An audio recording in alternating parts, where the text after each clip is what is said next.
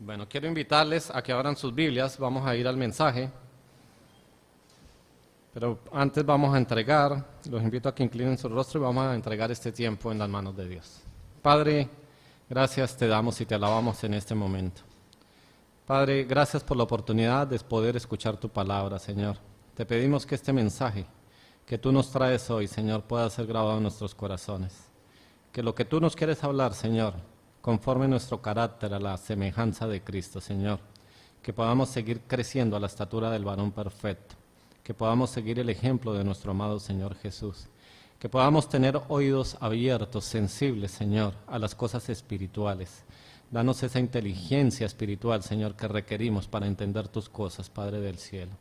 Te alabamos, te bendecimos, en el nombre de Jesús. Amén. Los invito a Génesis 6 y voy a leer rápidamente el capítulo 6 completo. Yo sé que muchos de ustedes lo han leído varias veces, pero vamos a darle una lectura para que podamos recordar y tener el contexto de lo que allí sucedió. Dice Génesis 6, aconteció que cuando comenzaron los hombres a multiplicarse sobre la faz de la tierra y les nacieron hijas, que viendo los hijos de Dios que las hijas de los hombres eran hermosas, tomaron para sí mujeres escogiendo entre todas. Y dijo Jehová, no contenderá mi espíritu con el hombre para siempre, porque ciertamente él es carne, mas serán sus días 120 años. Había gigantes en la tierra en aquellos días, y también después de que se llegaron los hijos de Dios a las hijas de los hombres, y les engendraron hijos, estos fueron los valientes que desde la antigüedad fueron varones de renombre. Y vio Jehová que la maldad de los hombres era mucha en la tierra, y que todo designio de los pensamientos del corazón de ellos era de continuo solamente el mal. Y se arrepintió Jehová de haber hecho hombre en la tierra, y le dolió en su corazón. Y dijo Jehová, raeré de sobre la faz de la tierra a los hombres que he creado, desde el hombre hasta la bestia y hasta el reptil y las aves del cielo, pues me arrepiento de haberlos hecho. Pero Noé halló gracia ante los ojos de Jehová. Estas son las generaciones de Noé. Varón justo era perfecto en sus generaciones, con Dios caminó Noé. Y engendró Noé 3 hijos, a Sem, a Can y a Jafet.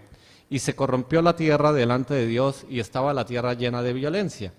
Y miró Dios la tierra, y he aquí que estaba corrompida, porque toda la carne había corrompido su camino sobre la tierra. Dijo, pues, Dios a Noé, he decidido el fin de todo ser, porque la tierra está llena de violencia a causa de ellos, y he aquí que yo los destruiré con la tierra. Hazte un arca de madera de gofer, harás aposentos en el arca, y la calafatearás con brea, por dentro y por fuera. Y de esta manera la harás, de 300 codos la longitud del arca, de 50 codos su anchura, y de 30 codos su altura. Una ventana harás al arca, y la acabarás a 1 codo de elevación por la parte de arriba. Y pondrás la puerta del arca a su lado, y le harás piso bajo, segundo y tercero. Y he aquí que yo traigo un diluvio de agua sobre la tierra, para destruir toda carne en que haya espíritu de vida debajo del cielo. Todo lo que hay en la tierra morirá. Mas estableceré mi pacto contigo, y entrarás en el arca tú, tus hijos, tu mujer y las mujeres de tus hijos contigo. Y de todo lo que vive de toda carne, 2 de cada especie meterás en el arca, para que tengan vida contigo, macho y hembra serán. De las aves según su especie, y de las bestias según su especie, de todo reptil la tierra según su especie, 2 de cada especie entrarán contigo, para que tengan vida. Y toma contigo de todo alimento que se come, y almacénalo, y servirá de su sustento para ti y para ellos. Y lo hizo así Noé, hizo conforme todo lo que Dios le mandó. Así que el panorama no es bueno, ¿cierto?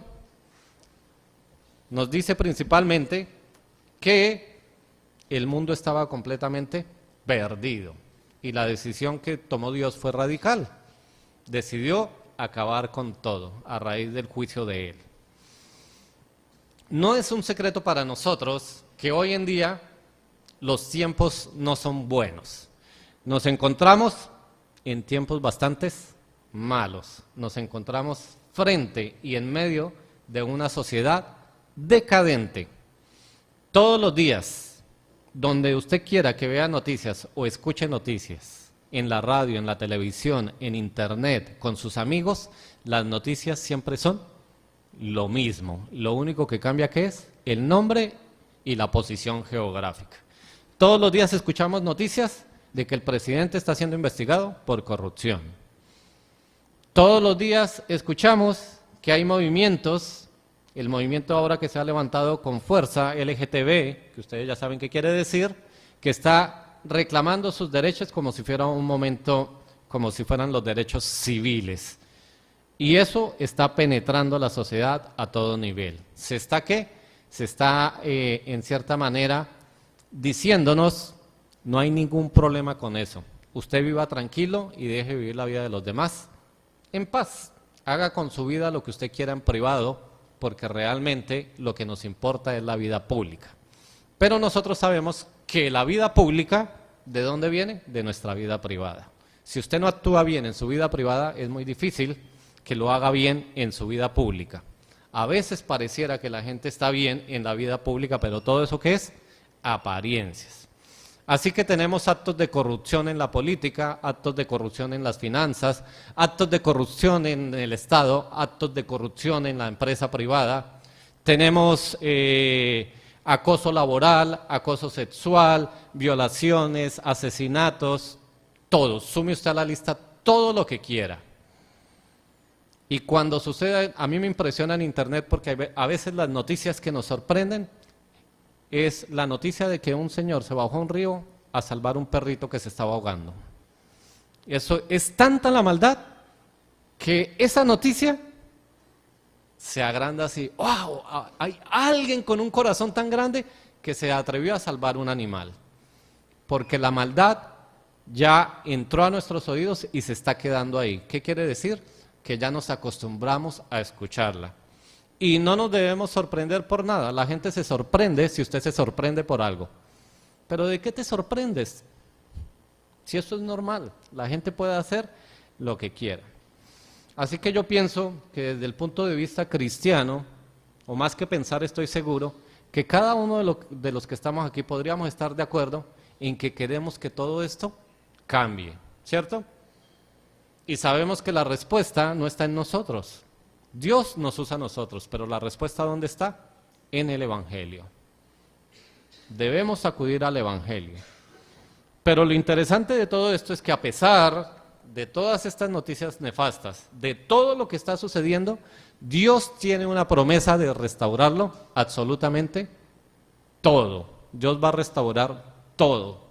Toda esta maldad, todo esto, Dios nos ha dado una noticia, una promesa para eso. Vamos a ir a Apocalipsis 21 y vamos a leer del versículo 1 al 5.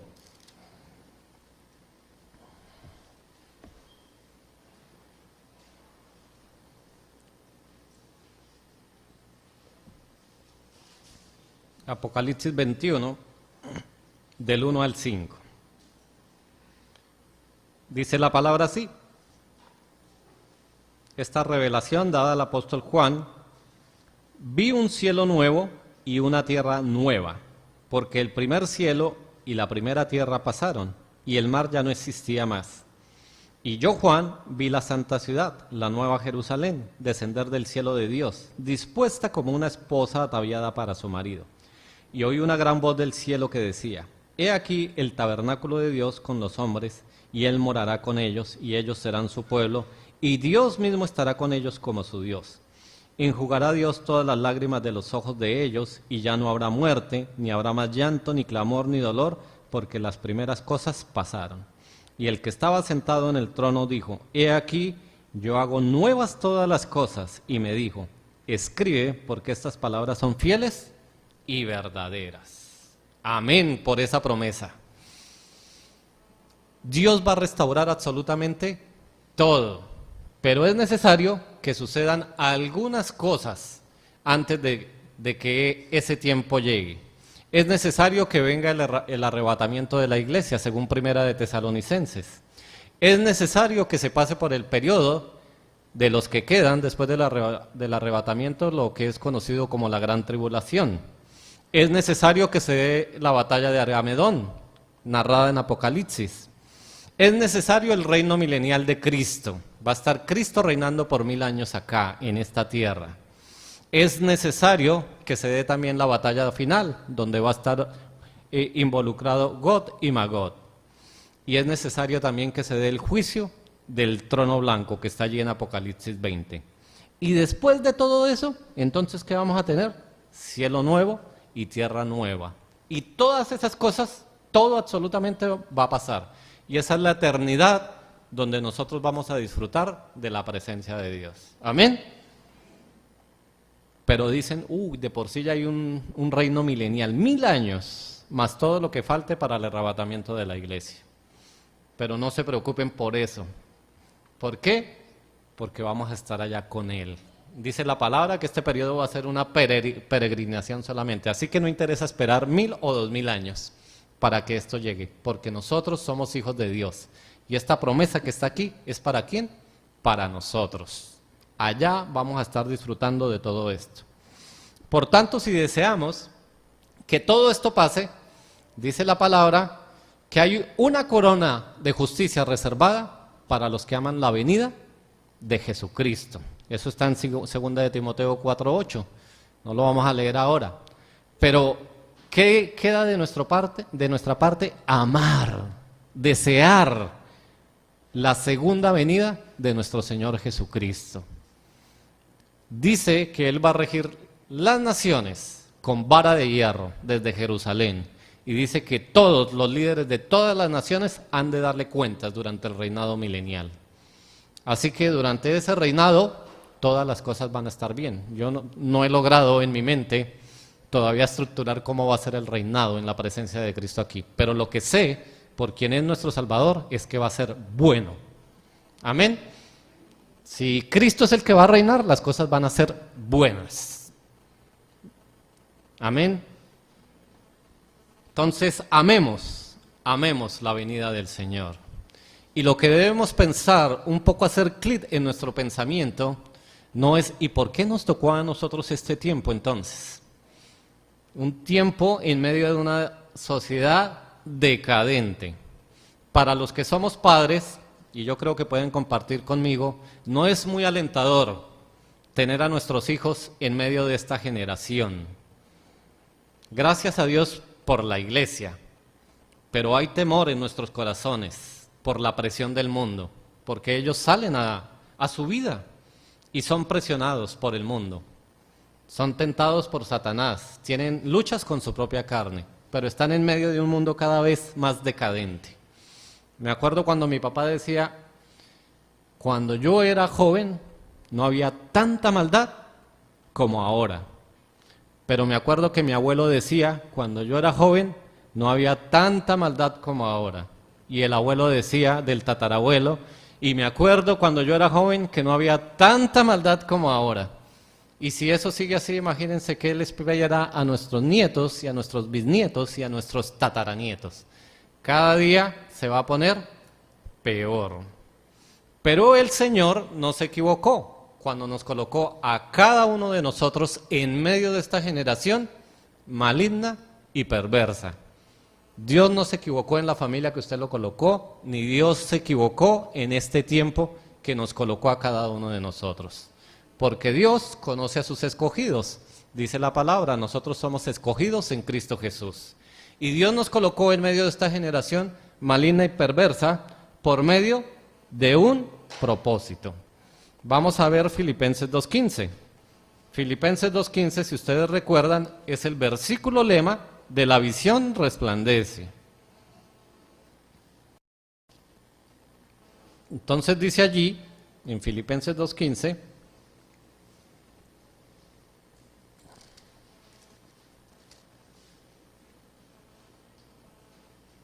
que el propósito que tienen los hijos de Dios, los cristianos, los que han creído en Cristo, los que han entregado su vida a Él, es para que seáis irreprensibles y sencillos, hijos de Dios sin mancha, en medio de una generación maligna y perversa, en medio de la cual resplandecéis como luminares en el mundo. ¿Qué es lo que necesita esta sociedad en este momento? Lo necesita a usted como hijo de Dios, porque usted es un luminar en medio de la oscuridad. Entonces Dios no se equivocó, no se desanime, sino todo lo contrario, anímese, porque usted en medio de la oscuridad es un foco que resplandece. Usted es la persona que lleva la luz en medio de la oscuridad para que a otros les alumbre la luz del Evangelio. Así que no debemos desanimarnos por medio de esta generación, sino darle gracias a Dios porque podemos ser útiles en medio de esta generación maligna y perversa. Pablo lo describió para mí magistralmente en estos versículos. Vamos a ir a 1 Corintios, capítulo 9, y vamos a leer los versículos 16 y 19. 1 Corintios 9,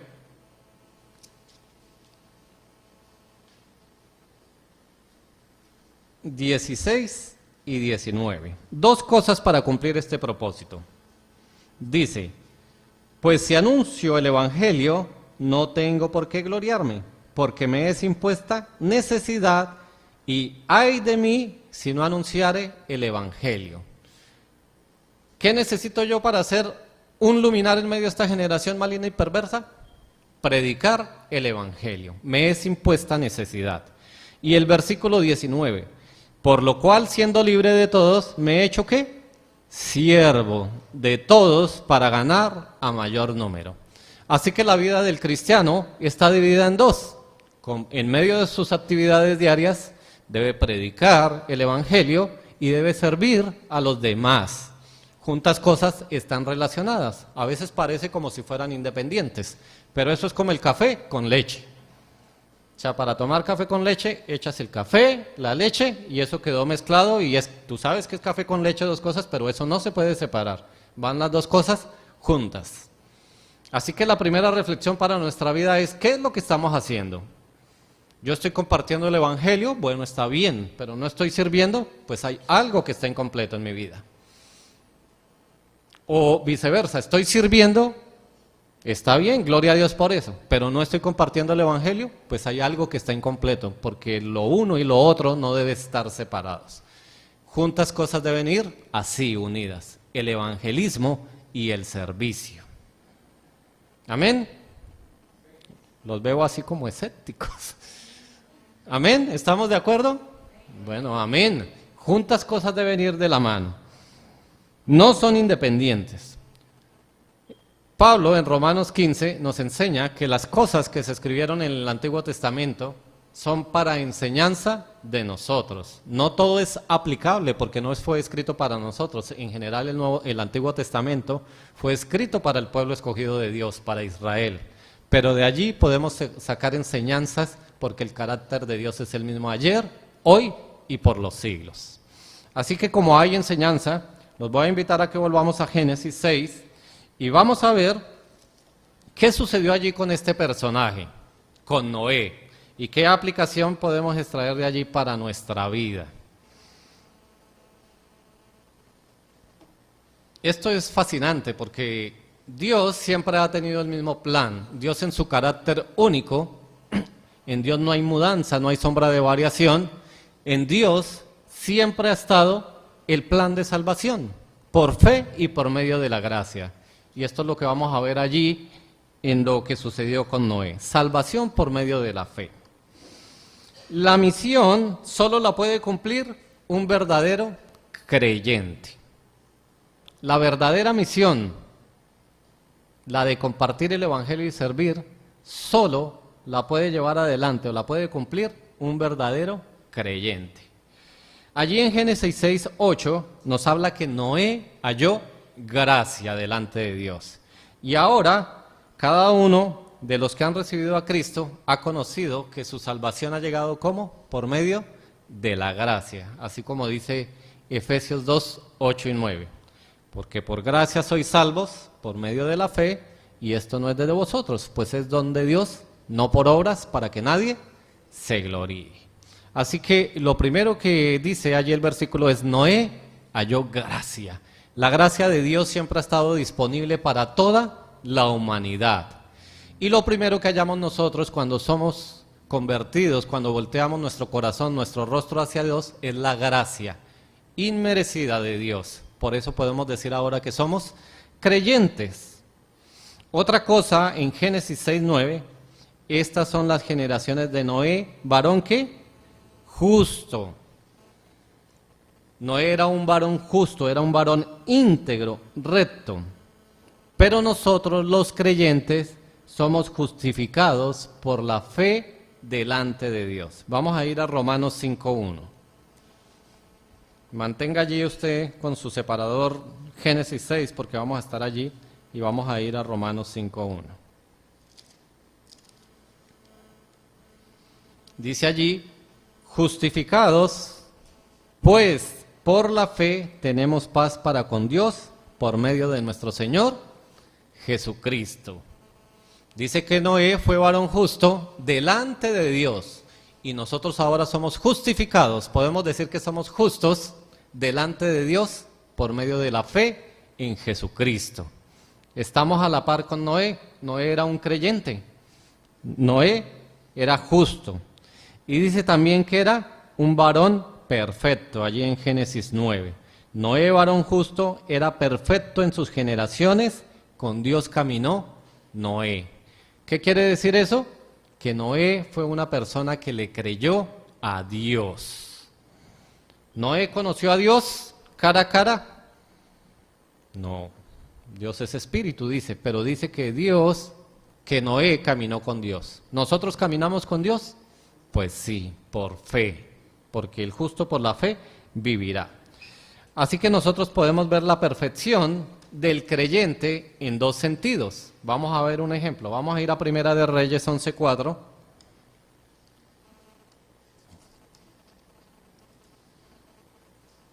Y vamos a ver un ejemplo triste que tiene que ver con el hijo del rey David, con el rey Salomón. Primera de Reyes 11:4. Dice la palabra del Señor, y cuando Salomón era ya viejo, sus mujeres inclinaron su corazón tras dioses ajenos. Y su corazón no era perfecto con Jehová, su Dios, como el corazón de su padre David. Allí que habla, su corazón no era perfecto delante de Dios. ¿Por qué? Porque las mujeres inclinaron su corazón hacia otros dioses. Así que cuando nosotros desviamos nuestro corazón hacia otros dioses, llámelo usted como lo quiera llamar, hobby, universidad, trabajo, ministerio, lo que sea. Si usted está inclinando su corazón hacia otra persona diferente a Dios, pues su corazón no es perfecto delante de Dios. Amarás a Dios sobre todas las cosas, es el mandamiento. Pero si no estamos allí, pues nuestro corazón no está perfecto delante de Dios. Y otra manera, vamos a ir a Efesios 4:13, para darle sentido a la perfección del creyente. Efesios 4:13. Hoy lo leyó el hermano Pedro y el hermano Carlos, dice, hasta que todos lleguemos a la unidad de la fe y del conocimiento del Hijo de Dios, a un varón perfecto, a la medida de la estatura de la plenitud de Cristo. Así que esa perfección, ¿con qué tiene que ver? Con la madurez, con el estudio de la palabra, con la llenura del Espíritu Santo, hasta que todos lleguemos a la estatura del varón perfecto. Perfecto en el Nuevo Testamento está relacionado con la madurez espiritual, porque sabemos que perfecto solo es Cristo. Entonces, la perfección para el creyente en el Nuevo Testamento tiene que ver con su madurez espiritual. Así que Dios quiere que nosotros mantengamos nuestro corazón recto, alabándole a Él en todo lo que decimos, en todo lo que hacemos. ¿Y cómo logramos eso? Por medio de la madurez espiritual, llenos de la palabra de Dios. Como dice Colosenses, que la palabra de Dios more abundantemente en vuestros corazones. Esa es la manera que nosotros podemos lograr. Y que esa palabra que mora en nuestros corazones se vea reflejada entonces en lo que decimos y en lo que hacemos. Entonces la misión solo la puede llevar a cabo ¿quién? Un creyente verdadero. La misión que quiere Dios, que es llevar a la gente a una relación con Cristo. Si alguien está haciendo la misión y no es un nuevo creyente, estamos hablando de pura religión. Es una cosa bien diferente, pero la verdadera misión, ¿quién la lleva adelante? Un verdadero creyente. La misión es divina. La misión la lleva adelante un verdadero creyente, pero la misión es divina. Viene de parte de Dios y tiene que ver siempre con la salvación de la humanidad. En el corazón de Dios nació crear todo. Dice que las cosas fueron hechas de la nada y lo que fue creado de la nada ahora es visible. Eso solo lo pudo hacer Dios. Y Dios, desde el inicio, lo que conocemos nosotros como el pacto eterno, se puso de acuerdo con su Hijo y con el Espíritu Santo para que de ellos saliera un plan de salvación para la humanidad. Siempre ese ha sido el plan de Dios. Y ese pacto es el que cobija todos los pactos que están en la Biblia. Eso lo vamos a ver más adelante. Así que esta misión es divina, primero, porque se trata de un mandato de Dios. Vamos a volver allí a Génesis 6:13.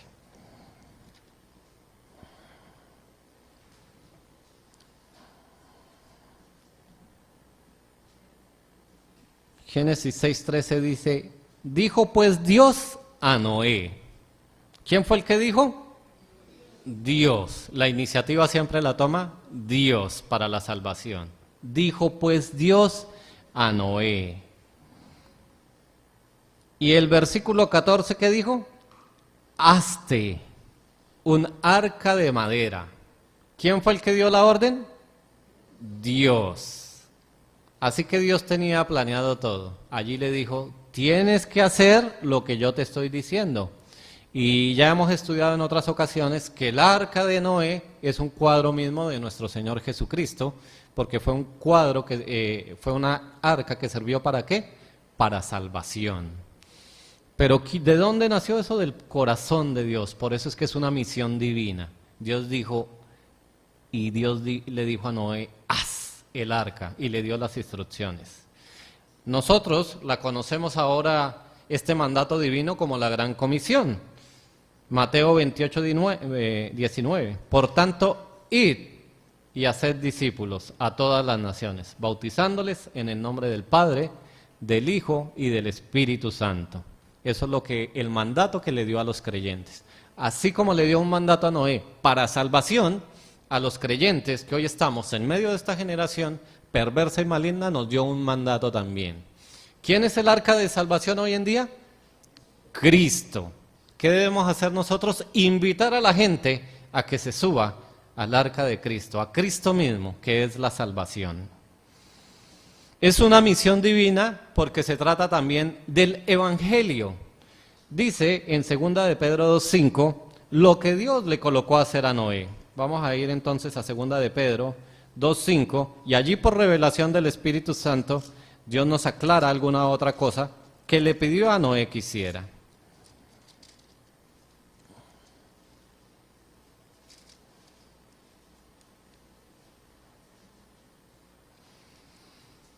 Dice allí 2 de Pedro 2:5, y si no perdonó al mundo antiguo, hablando de Dios, sino que guardó a Noé, pregonero ¿de qué? De justicia, con otras 7 personas, trayendo el diluvio sobre el mundo de los impíos. Así que siempre se ha tratado del Evangelio. Noé fue pregonero de justicia. Dice, pero ¿de cuál justicia pudiéramos preguntarnos nosotros? Pues la justicia de Dios. ¿Qué era lo que estaba pregonando? ¿Qué es un pregonero? Un pregonero es quien da una información.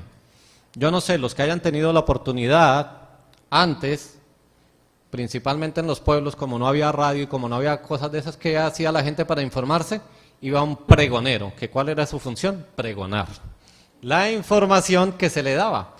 Reunión el viernes en la alcaldía para tratar tal tema, y él salía así con su, ¿cómo es que se llama eso? Con el megáfono dando la información. Él pregonaba la información. Así que Noé fue pregonero de justicia. ¿Qué estaba pregonando? Arrepiéntanse. ¿Por qué? Porque el Señor va a enviar un diluvio. Y el arca, eso que ustedes ven ahí, que yo estoy construyendo, ¿es para qué? Para salvación. Y ese fue la responsabilidad que le dio Dios. Se la reveló a Pedro. Noé era un pregonero de justicia. No solo lo colocó a hacer el arca, pero en medio de todo eso, él predicó. Noé en su generación debió haber sido tenido ¿cómo? Por loco. Dice en Génesis 6:17 que el Señor le dijo, allí en Génesis 6:17, y he aquí que yo traigo un diluvio de aguas sobre la tierra. Y para esa época no había llovido ni una vez. Así que era difícil entender para las personas. ¿Cómo así? ¿De qué estás hablando, Noé? Tú estás loco, muchacho. Estás loco. Pero Pablo después nos enseña que a nosotros, a los creyentes de hoy en día, ¿qué nos van a decir? ¿Que estamos qué? Locos. O sea que no hay ninguna diferencia. Estamos en medio de una generación maligna, perversa. Estamos hablando de salvación. Estamos presentando el arca en Cristo y nos dicen, usted está loco. Déjenos seguir nuestra vida. A mí déjeme en las cosas que yo estoy haciendo. Yo soy muy espiritual, pero a mí nada que ver. ¿Qué es eso del evangelio? O sea, ¿quién dijo que el único camino es Cristo? ¿De dónde sacas tú eso? Si yo conozco a este, yo conozco a este, yo conozco a esta. El único camino no está Cristo. Eso es loco, fanático. ¿Por qué crees tú que tienes la verdad? Esas son las respuestas que vamos a colocar. Vamos a ir a 1 Corintios capítulo 1 y vamos a ver cómo Pablo lo enseñó.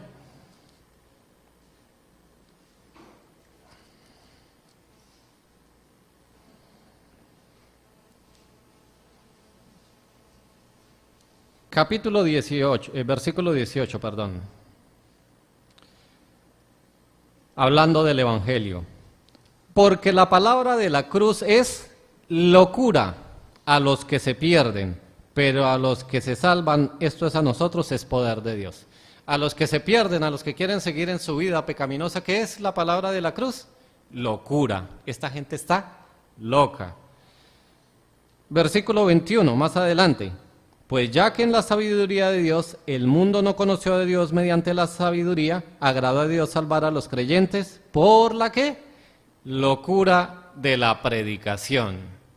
La gente cuando escucha una predicación y no tiene un corazón dispuesto para Dios, dice, ¿esta gente cómo está? Loca. ¿Cómo es eso que se vienen con un megáfono a una estación del metro a predicar de Cristo? ¿Qué es ese señor maleducado que se levanta en medio del bus a hablarnos de Cristo, a tratarnos de pecador, como si él fuera mejor persona?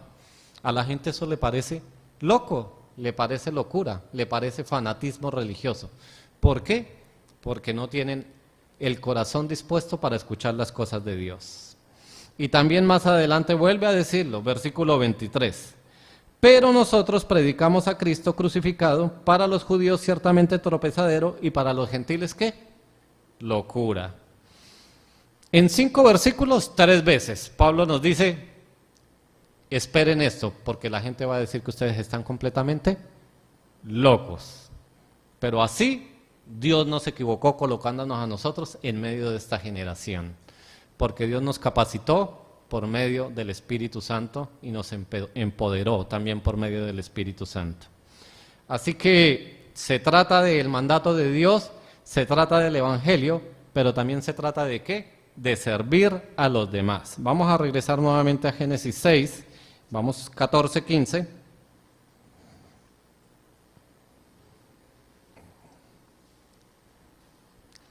Hazte un arca de madera de gofer, harás aposentos en el arca y la calafatearás con brea por dentro y por fuera.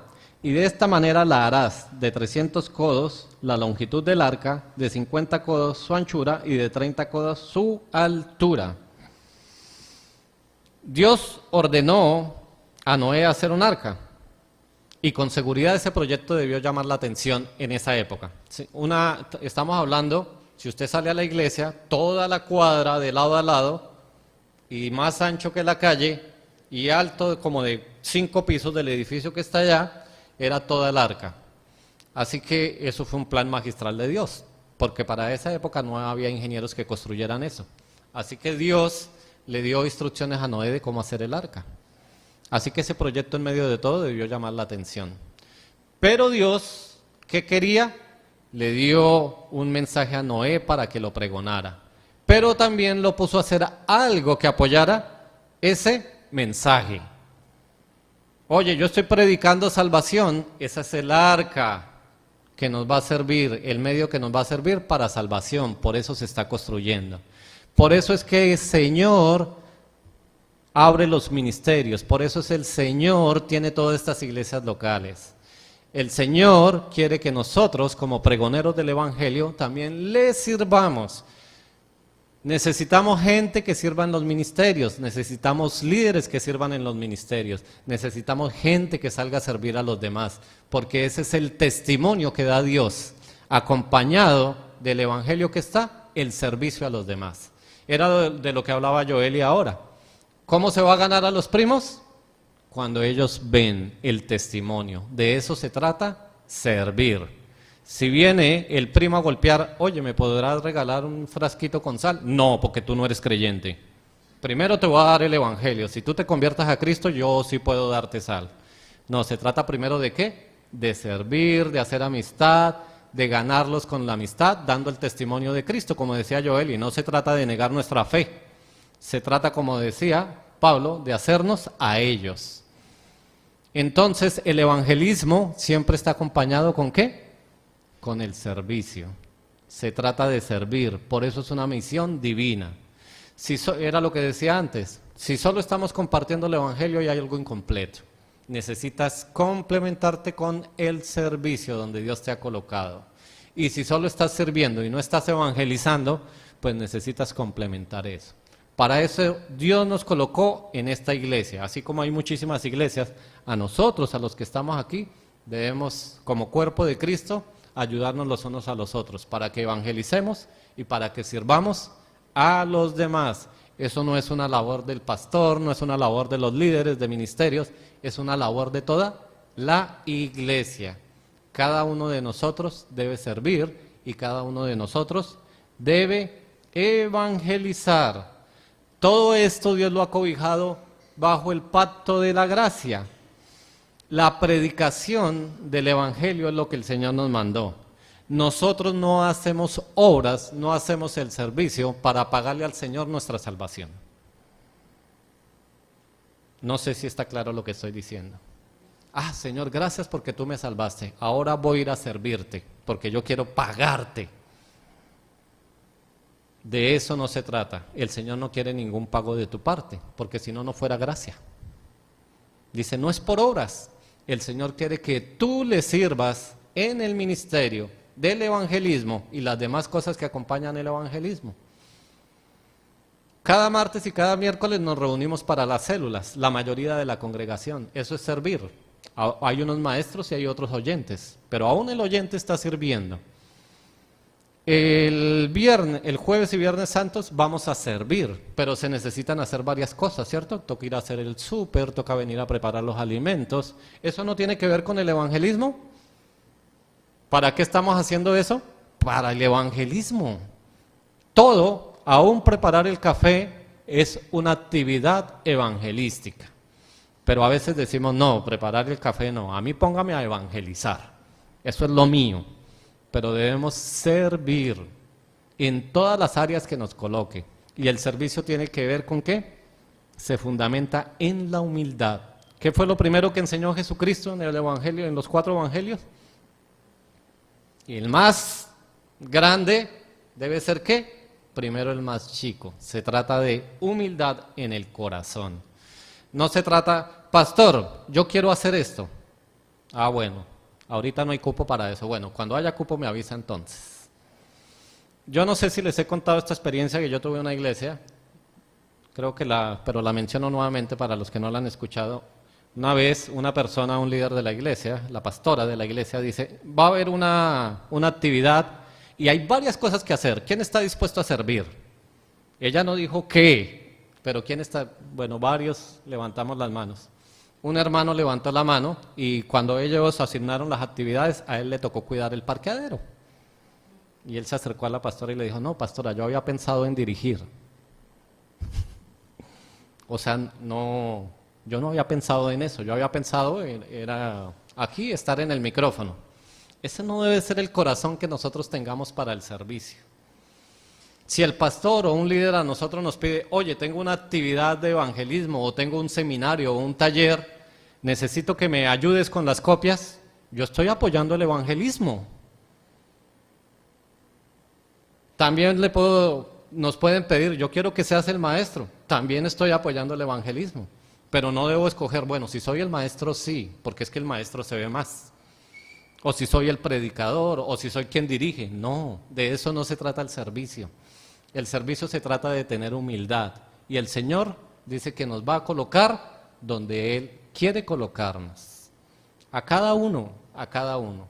Así que lo primero es dejarnos usar por el Señor con un corazón como humilde, porque de eso se trata, de seguir el ejemplo de Jesucristo. El servicio se fundamenta. El ejemplo lo tenemos en Pablo. ¿Pablo qué dijo?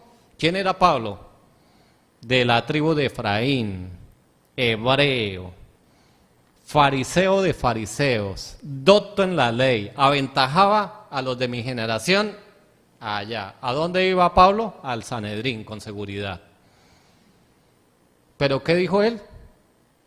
Todo lo estimado por basura completa. Y no es la traducción literal basura. Todo lo estimado por basura. Así que con tal de servir en el Evangelio, por amor, porque sabemos que es una misión divina, ¿qué debemos hacer nosotros? Estimarlo todo por basura. Y eso tiene un sentido espiritual. No quiere decir que usted renuncie a su trabajo, no quiere decir nada de eso. ¿Qué quiere decir eso? Que en el servicio al Señor eso no es primordial. Los dones son dados a cada uno. En 1 Corintios capítulo 1, hablándole Pablo a la iglesia, le dice, esta iglesia está capacitada con todos los dones. Cada hijo de Dios es capacitado con dones. Y lo que debe hacer es poder discernir cuál es el don que Dios le ha dado y ponerlo al servicio para el Evangelio. No para él, no para que se note, sino para el Evangelio. Así que Cristo dice, Pablo dice en Filipenses, no hay necesidad que lo busquen, se lo leo, pero cuantas cosas eran para mi ganancia, las he estimado como pérdida por amor de Cristo. Y ciertamente aún estimo todas las cosas como pérdida por la excelencia del conocimiento de Cristo Jesús, mi Señor, por amor del cual he perdido todo y lo tengo por basura para ganar a Cristo. El heme aquí que nosotros utilizamos no es condicional. ¿Es cómo? Incondicional. Así es, mis amados hermanos. El heme aquí, cuando el pastor dice, ¿quién me ayuda? Yo. Y no estoy pensando para qué. Porque el pastor tiene sabiduría que ha sido dada por el Espíritu Santo para colocar las personas donde debe tenerlas, porque Él es guiado por el Espíritu Santo. Así que el heme aquí, cuando levantamos las manos, ¿cómo debe ser? Incondicional. El próximo jueves tenemos un seminario. La iglesia está todos los días llena de polvo a raíz de la obra de construcción. El señor Tani está cansado, agotado. Él es el único conserje en la iglesia. Toca venir a las 4 de la tarde a echar trapero, a limpiar las sillas, a preparar el refrigerio. Necesitamos heme aquí. Necesitamos tomar copias. Necesitamos un comité de bienvenida para los invitados.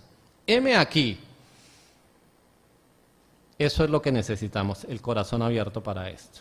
Así que la misión solo la va a poder cumplir un verdadero creyente. La misión es divina y la misión está cubierta por el pacto divino de Dios con Jesucristo, con el Espíritu Santo y con el hombre. Vamos a ver un poco de esto. ¿Un pacto qué es? Un pacto es un convenio que se establece entre dos personas o dos partes. La una se compromete a hacer una cosa y la otra se compromete a hacer otra. Pero este pacto divino nació de parte de Dios. La manera en que Dios ha trabajado con toda la humanidad desde el inicio está basada en pactos. Voy a mencionarles algunos de los que están así. Todos han sido establecidos por Dios. El pacto con Adán, establecido en Génesis 2. El pacto con Noé, establecido en Génesis 9. El pacto con Abraham, establecido en Génesis 17.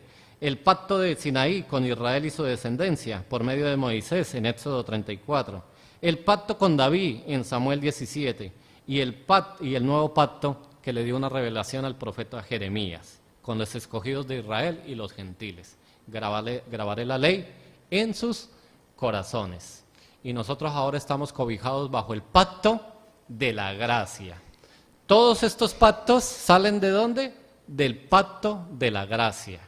El pacto de la gracia lo estableció Dios, Jesucristo y el Espíritu Santo. ¿Para qué? Para toda la humanidad. Siempre ha habido gracia. El ejemplo de Noé, ha habido gracia. Él estableció el arca para salvación. La gente decidió ¿qué? Estimar eso como una locura. ¿Y solo fue salvo a quién? Noé y su familia. Siempre ha habido gracia en el pacto de la ley. A los judíos, al pueblo de Israel, se le dio la ley. Pero después Pablo nos explica eso en Romanos, también en otras cartas. ¿Hubo gracia en la ley? Pues sí. Había que creer las cosas que estaban haciendo. Estaba mediando la fe y eso fue de gracia de Dios. Pero la manera que trabajó con ellos fue dándoles ¿cómo? 10 mandamientos. Y todos estos rituales que estableció de la sangre de los corderos cada día, ¿cómo tenían que hacerse? Por fe. O si no, no servían para nada. Se hacían por fe. Así que allí hay un ejemplo del pacto. Dice que Dios estableció un pacto con Noé. Vamos a ir más adelantito a 9, 14, 15. Como ejemplo.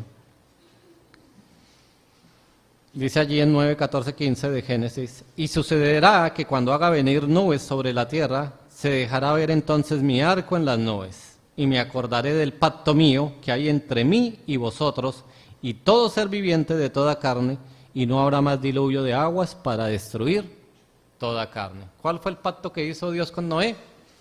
Que no iba a raer otra vez la tierra por medio de un diluvio. Él lo dejó clarito, por medio de un diluvio, pero la tierra va a ser hecha nueva, va a acabar con todo, pero Él lo estableció así con un diluvio. Vamos a traer como ejemplo el pacto que Dios estableció con Israel. Vamos a ir a Éxodo 34, 28.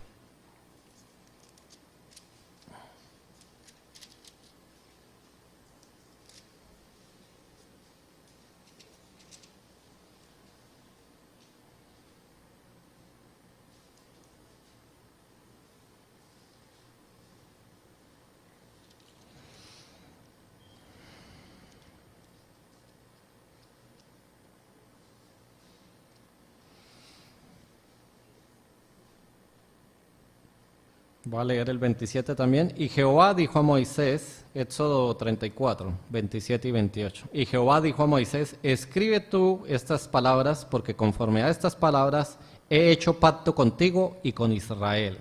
Y él estuvo allí con Jehová 40 días y 40 noches, no comió pan ni bebió agua, y escribió en tablas las palabras del pacto. ¿Cuáles eran las palabras del pacto? Los 10 mandamientos. ¿Cómo eran beneficiados ellos? Por el solo hecho de haber sido escogidos como pueblo de Dios. Bastaba con nacer en el pueblo de Israel para hacerse acreedor a este pacto. Habían muchos pueblos, pero Dios escogió a ese pueblo.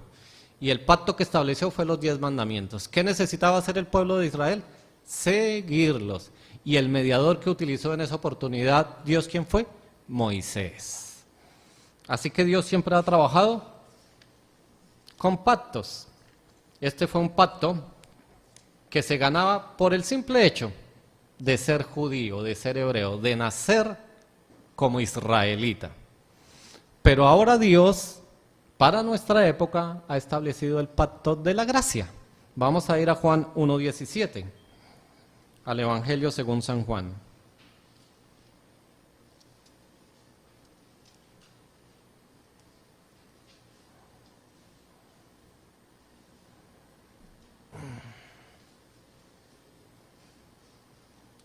Evangelio según San Juan 1:17 dice así: pues la ley por medio de Moisés fue dada, pero la gracia y la verdad vinieron por medio de Jesucristo. Ahora, ¿qué pacto nos cobija a nosotros? El pacto de la gracia y de la verdad con un mediador diferente. ¿Quién?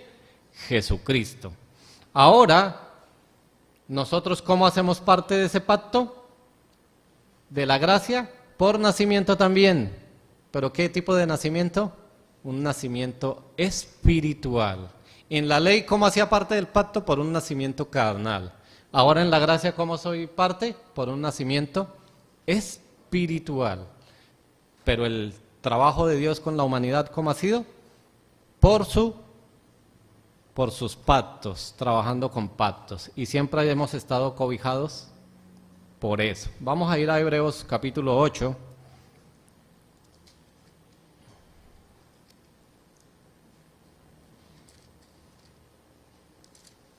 Hebreos capítulo 8, versículos 6 y 7.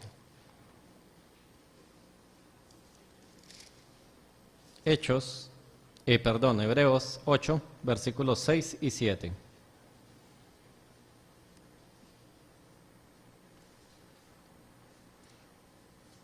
Hablando de Jesucristo. Pero ahora tanto mejor ministerio es el suyo, cuanto es mediador de un mejor pacto, establecido sobre mejores promesas. Porque si aquel primero hubiera sido sin defecto, ciertamente no se hubiera procurado lugar para el segundo.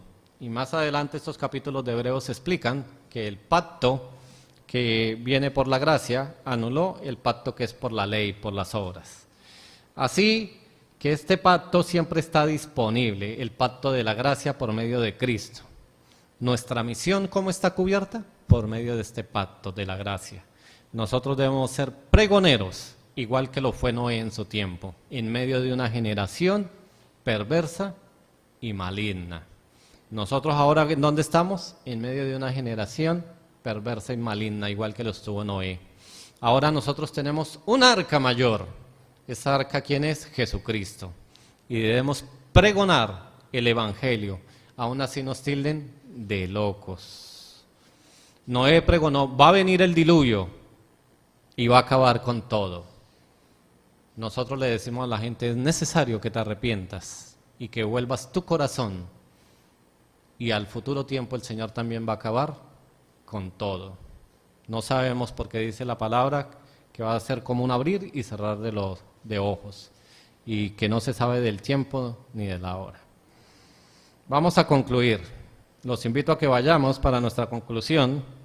El grupo de alabanza, si quiere, puede ir pasando a Mateo 24, 36 al 39. Evangelio de Mateo 24,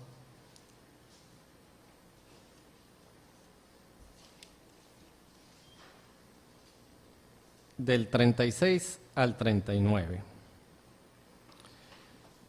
Pero del día y la hora nadie sabe, ni aun los ángeles de los cielos, sino solo mi Padre. Mas como en los días de Noé, así será la venida del Hijo del Hombre. Porque como en los días antes del diluvio, estaban comiendo y bebiendo, casándose y dándose en casamiento, hasta el día en que Noé entró en el arca. Y no entendieron hasta que vino el diluvio y se los llevó a todos. Así será también la venida del Hijo del Hombre. Mis amados, los tiempos dicen que la segunda venida del Señor es ya. Es inminente. Lógicamente no sabemos, como dice la palabra, el día y la hora. El tiempo se está cumpliendo y se hace inminente que pregonemos, como pregonó Noé, el Evangelio, que pregonemos la salvación. Podemos caminar confiados porque la obra de Dios la hacemos con su poder y bajo su gracia ilimitada. Y le regalo esta frase para que usted la pueda decir. Heme aquí, Señor, cumpliré la misión divina que me has dado, porque soy un verdadero creyente cubierto con el nuevo pacto. Amén. Oremos. Padre, tú eres bueno, para siempre es tu misericordia. Gracias te damos, Señor, por la palabra que tú nos has regalado. Sabemos, Señor, que estamos en medio de una generación perversa y maligna, pero también sabemos que estamos bajo el pacto de tu gracia, Señor, que la misión que tú nos has dado es divina, porque nace de ti, Señor, que somos verdaderos creyentes, Señor, que podemos avanzar con ella, Señor, porque tú nos has dado el poder del Espíritu Santo, Señor. Gracias, Padre, porque tú nos cobijas, tú nos guardas bajo este pacto divino de la gracia tuya, Señor. Ayúdanos, Señor, a quitar todo obstáculo en nuestra mente y nuestro corazón, Señor. que podamos ser pregoneros de justicia como lo fue Noé, pregoneros del Evangelio de la gracia, Señor. Coloca en nuestro corazón el querer como el hacer por tu buena voluntad, Señor. Que podamos levantar nuestras manos, Señor, y poder servirte, Señor. Aparta de nuestra vida cualquier cosa que nos esté distrayendo, Señor, en el servicio y en el evangelismo, Padre del cielo. Que podamos decir con tú eres el único Dios, tú eres el primero en nuestra vida, Señor. Que las cosas que hagamos, Señor, entendamos que provienen de ti, Señor, y que tienen el único propósito de que se salven más personas, Señor. Te alabamos, te bendecimos. En el nombre de Jesús. Amén.